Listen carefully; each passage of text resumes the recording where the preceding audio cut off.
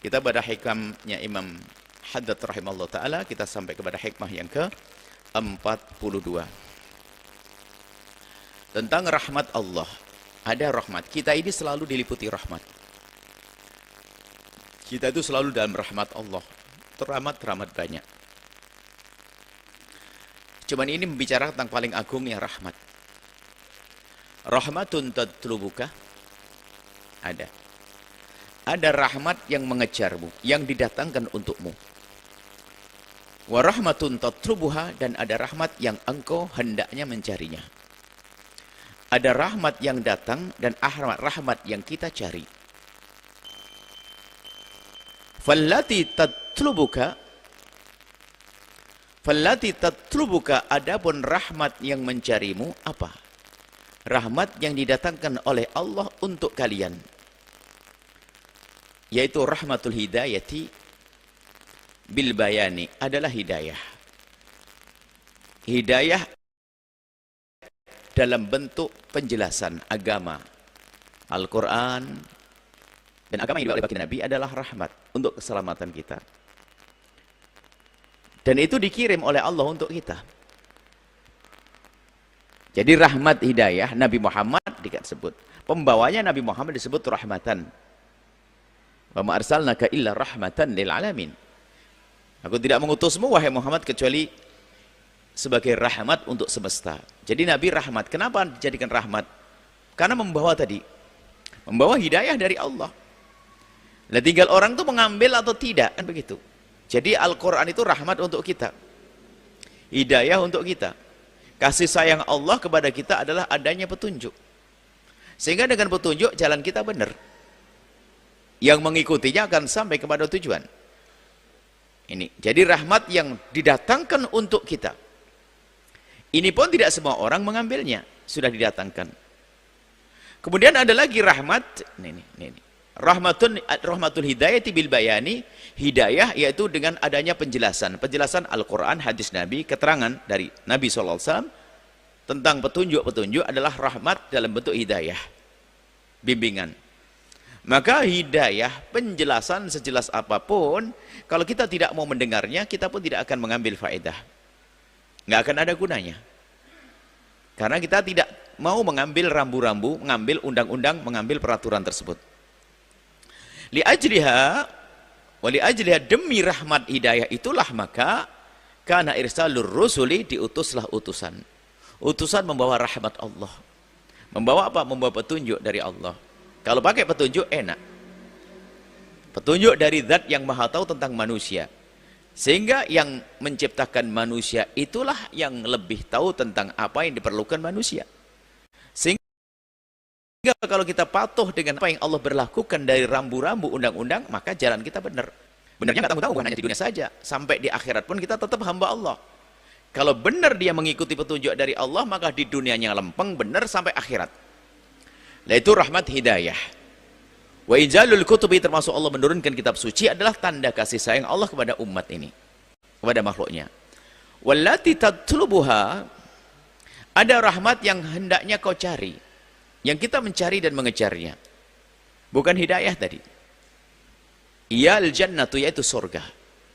Surga dia ini rahmat, sebagai tempat rahmat kasih sayang Allah adalah surga nanti di akhirat.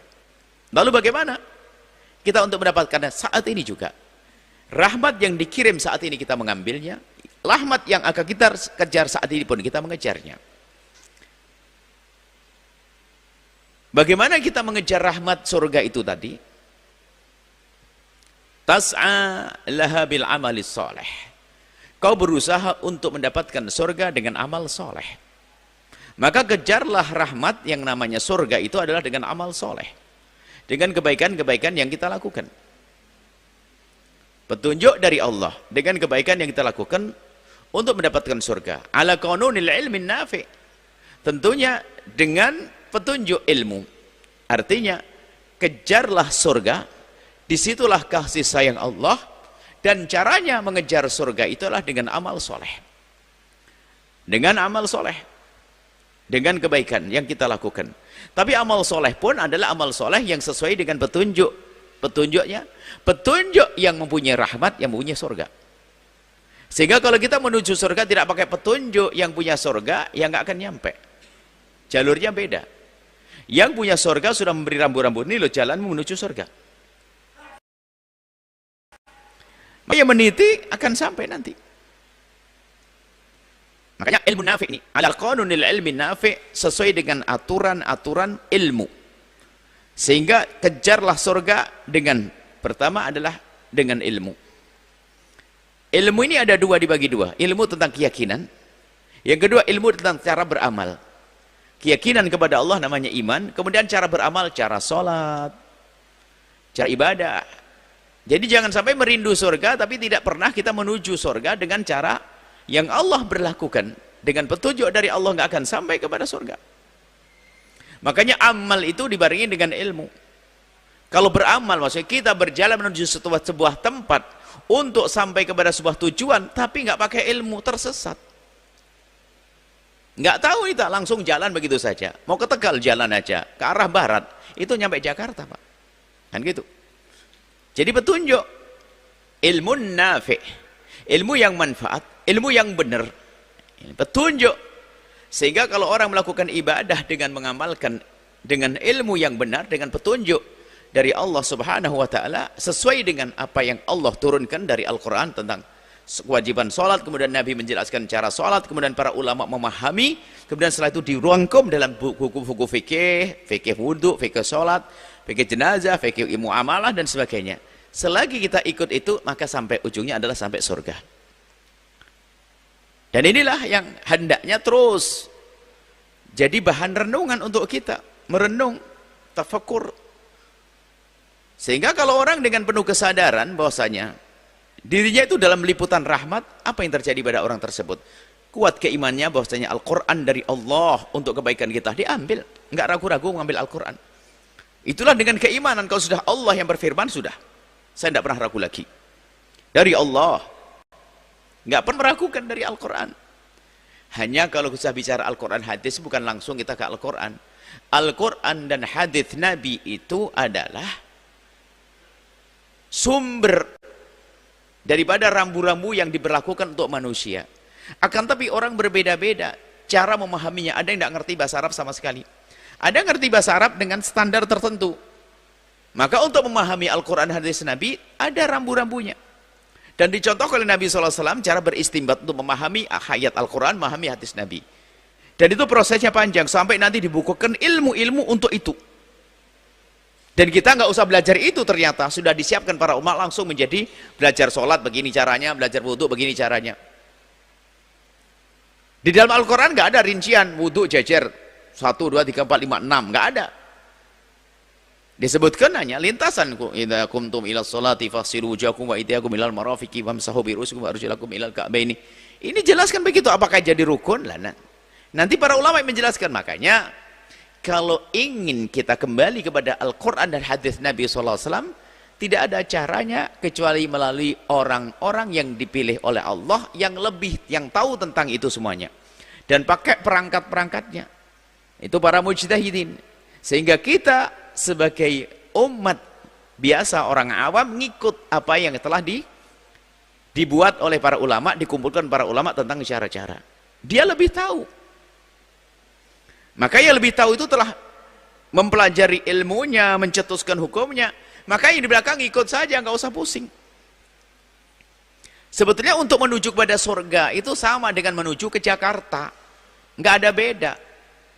Nggak usah Anda bingung lah nanti cari jalan sini, nggak usah ikuti pelang itu loh. Ikuti pelang. Ini menuju gini ke arah Indramayu, habis Indramayu ada Subang, Jakarta, ikuti.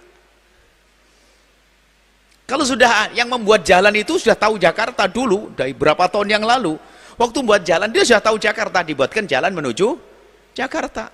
Makanya kita yang datang setelahnya tinggal naik mobil aja menuju Jakarta. Nggak pernah setiap habis keluar rumah kita langsung coba ini Jakarta. Biarpun punya kompas nih, jangan ngapain. Sama di dalam memahami Al-Quran ini gampangannya saja. Untuk memahami Al-Quran hadis Nabi SAW, kalau kita langsung pada Al-Quran, tidak semua orang paham bahasa Al-Quran. Kemudian untuk memahami hukum-hukum perlu perangkat-perangkat, dan kita tidak punya, nggak akan sampai. Ibaratnya membuat jalan sendiri itu kelamaan. Orang sudah bolak-balik Jakarta, kita baru berapa kilo membuat jalan, kelamaan. Sudah ada jalan. Maka para ulama sudah menjelaskan hukumnya. Ini cara sholat, cara berwudu, cara berpuasa, dan seterusnya. Yang dikumpulkan dalam buku-buku fikih. Nah itu kita mengamalkan itu, amal ilmu nafi' untuk menuju al-jannah, surga. Untuk mendapatkan rahmat Allah subhanahu wa ta'ala. Tanpa itu nggak bisa. Sehingga kesimpulan daripada hikmah ini adalah, pertama, membangun keimanan penuh, meyakini bahwasanya apa yang Allah turunkan untuk kita ini adalah kasih sayang Allah, petunjuk untuk kita. Betul, sebetulnya kalau kita merenung sejenak ya, merenung aja urusan kebiasaan sehari-hari, petunjuk itu menjadikan kita senang loh ya. Kalau Anda mau pergi ke pasar gitu saja deh, mau belanja, beli sesuatu, beli daging, Anda bisa kok muter-muter cari, mungkin pakai indera hidung bagu daging di mana. Tapi kan kelamaan. Tapi kalau ada orang ngasih tahu bahwasanya pergi ke pasar sana, arah sana, belok kanan, nanti ada pasar. Di pasar itu ada pintu pertama, nanti ada di gang pasar, belok kanan sedikit, paling ujung nanti jualan daging. Loh. Kira-kira kalau kita memang pengen cepat-cepat dan ingin mendapatkan daging beneran, seneng enggak dikasih tahu? Kan seneng. Oh, makasih. Berarti dengan peraturan ini, dengan petunjuk ini seneng mestinya. Kenapa? Petunjuk ini menghantarkan kepada daging. Iya, kemarin saya sampai kesiangan tidak dapat, nyari sayur salah tempat. Jual rantai, jual, nggak ketemu judulnya. Nah, akan tapi di saat sesuai dengan petunjuk akan sampai. Artinya semestinya kalau orang ingin menuju ke sebuah tempat kok dikasih tahu sama orang, kita berterima kasih kepada orang tersebut. Dikasih petunjuk itu senang. Berarti kita menerima petunjuk dengan senang hati, karena petunjuk ini benar, orangnya jujur ngasih tahu.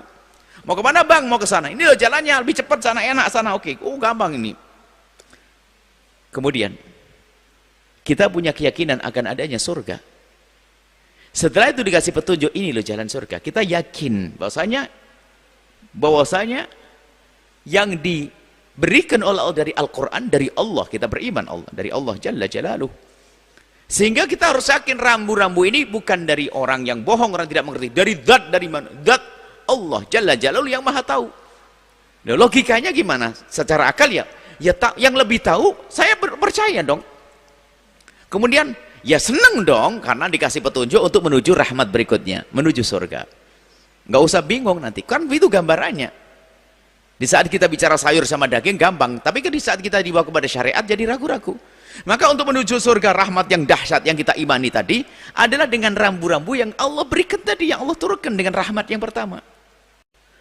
Kita ambil rahmat ini, kita menjalankan perjalanan menuju surga sesuai dengan petunjuk rahmat Allah ini. Sampailah dia ke surga. Makanya muncul orang beriman kepada Al-Quran, beriman hadis Nabi, kemudian setelah itu mengamalkannya untuk menuju surga Allah Subhanahu wa Ta'ala. Nah, di sini orang dari awal sudah gagal. Menerima Quran saja nggak mau, maka jadilah Abu Jahal. Kemudian setelah itu menerima Al-Quran tapi masih setengah-setengah. Ya setengah-setengah ya nggak terlalu patuhi. Anda pun bakal marah, punya sopir sudah dikasih petunjuk mau menyuci mobil dan sebagainya, nggak ngarang sendiri. Nah ini nggak, Anda akan marah, nggak sesuai. Sudah ada petunjuk, kita mau ikut petunjuk, maka ikuti petunjuk, termasuk ini menuju surga Allah Subhanahu wa Ta'ala. Rahmat yang sesungguhnya adalah surga, pakai ilmu yang manfaat, petunjuk dari Allah Subhanahu wa Ta'ala. Inilah yang disampaikan Imam Haddad tentang hikmah ini.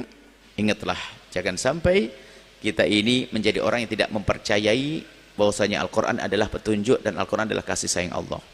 Kemudian yang sudah meyakini Al-Quran adalah bentuk kasih sayang Allah, ada di dalamnya petunjuk, maka menujulah surga dengan petunjuk dari Allah Subhanahu wa Ta'ala.